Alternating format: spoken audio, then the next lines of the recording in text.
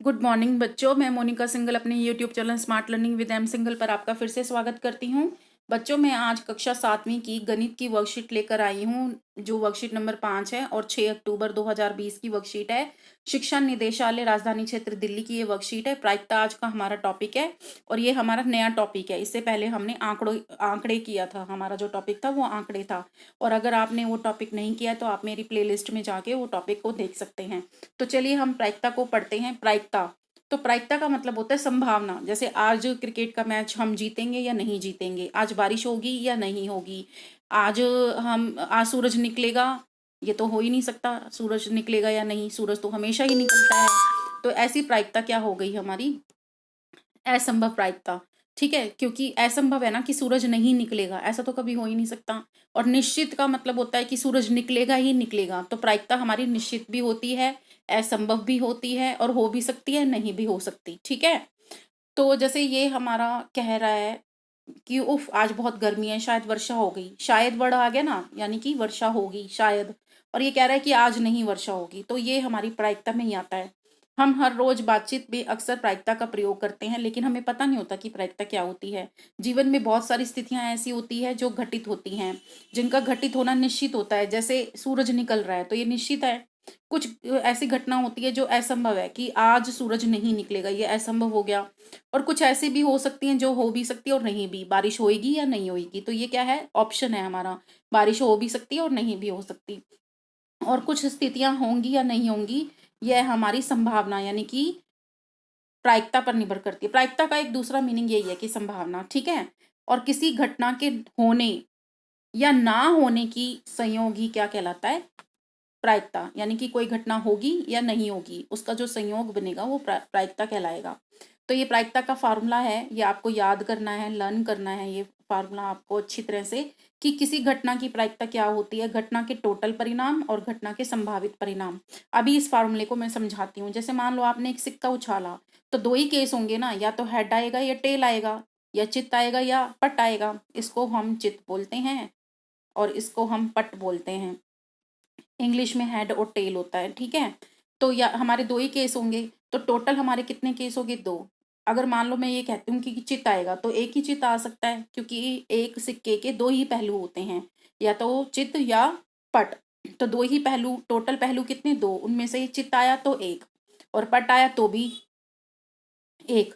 ठीक है, तो यहाँ पे हमारा क्या हो गया, कुल, यानी कि टोटल केस, कुल टोटल केस, और ऊपर क्या हो गया जो हमें चाहिए, या तो हेड चाहिए था या टेल चाहिए था, मतलब चित्त या पट।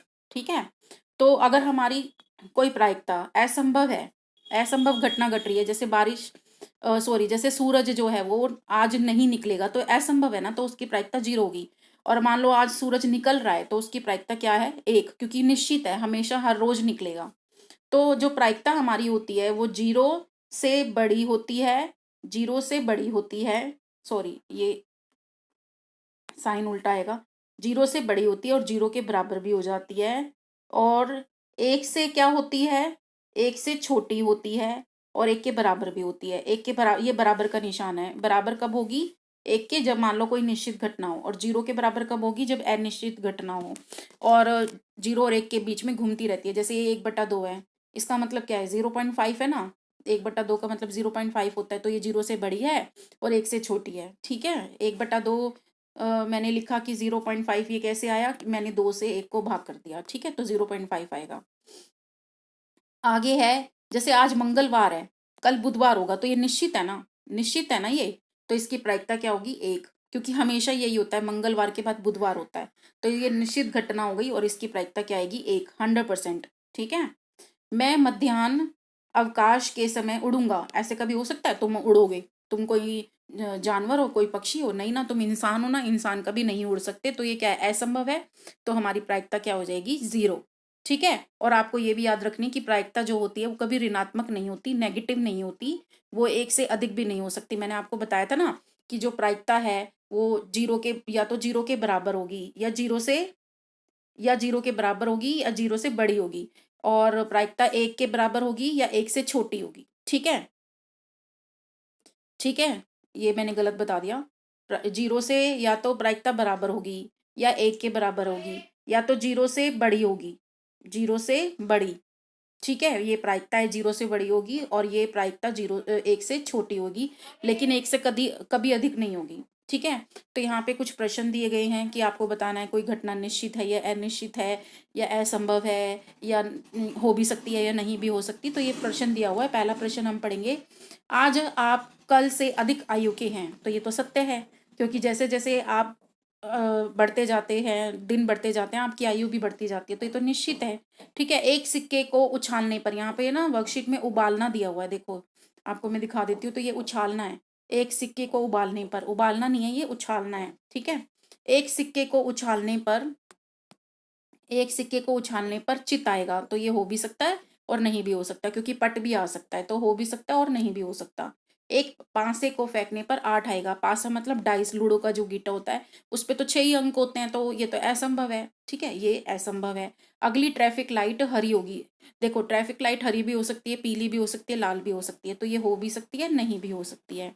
कल बादल गिरेंगे, ये भी हो सकता है और नहीं भी हो सकता है। उसके बाद एक पासे को फेंका जाता है। पासा मतलब डाइस, जिसपे लूडो का गीटा, जिसपे 1 से लेके 6 तक गिनती लिखी होती है। तो हमने ऐसी संख्या की प्रायिकता ज्ञात करनी है जो 2 से बड़ी है। तो कुल हमारे कितने अंक लिखे होते हैं उस पे, डाइस पे, पासे पे? 6 तक, 1 2 3 4 5 6। अब इन्होंने कहा है 2 से बड़ी संख्या कितनी होंगी हमारे पास? 3, 2 से बड़ी 3 4 5 6। तो मैंने यहाँ लिख दिया 3 4 5 6। अब 2 से बड़ी, अब यहाँ पे हमने प्रायिकता ज्ञात करनी है। तो प्रायिकता का फार्मूला क्या होता है? पहले तो नीचे कुल लिखते हैं, कुल कितने हैं? 6, और 2 से बड़ी कितनी है? 4, तो ऊपर आ जाएगी 4। इसको मैंने काट दिया, 2 दूनी 4, 2 तिया 6, तो मेरी प्रायिकता आ गई 2/3। ठीक है, अगला देखो, भाज्य। भाज्य संख्या कौन सी होती है? जो किसी और टेबल से भाग हो जाती है। तो यहाँ पे 4 और 6 ऐसी संख्या है जो किसी और टेबल से भाग हो जाती है। ठीक है, 4 हमारा 2 से भाग होता है, और 6 हमारा 2 और 3 दोनों से भाग होता है, और 6 से भी भाग होता है, 4 अपने आप से भी भाग होता है। तो ये हमारे क्या है? भाज्य संख्या 4 और 6। और कुल मेरी कितनी संख्या है पासे पे? 6। तो कुल मेरी नीचे आ गई, और ये जो भाज्य संख्या है ये मेरी ऊपर आ गई। तो भाज्य संख्या आने की प्रायिकता क्या होगी? पहले तो हम फार्मूला लिखेंगे कि कुल घटना के कुल परिणाम, और ये मैंने लिखा नहीं है फार्मूला, आप यहाँ से देख के फार्मूला, ये जो हमारा फार्मूला है, आपको ये फार्मूला लिखना है। ठीक है, हर क्वेश्चन में कि किसी घटना की प्रायिकता क्या होती है?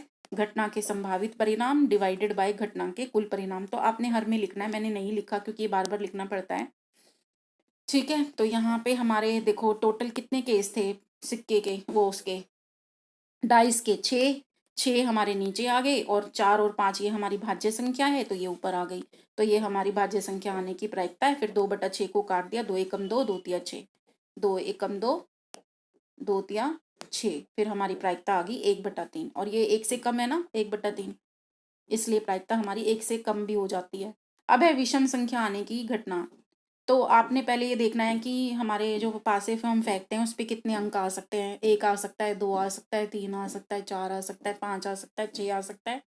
तो विषम संख्या कौन सी होती है? विषम संख्या वो होती है जो 2 से भाग नहीं होती, या 2 से भाग होने पर एक शेषफल देती है।